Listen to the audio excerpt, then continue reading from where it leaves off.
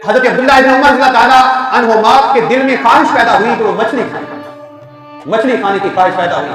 बस एक वक्त के बाद कहीं मछली आई या उन्होंने खरीदी और बड़े शौक के साथ खरीद कर घर ले गए।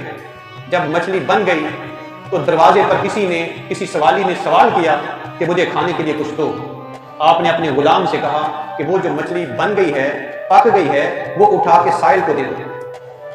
गुलाम बड़ा हैरान हुआ और अर्ज करने लगा, हुजूर ये तो एक अरसे से आपको इंतजार था इस बात का कि आप मछली खाना चाहते थे, आपको ख्वाहिश थी, तो अब क्या हुआ है?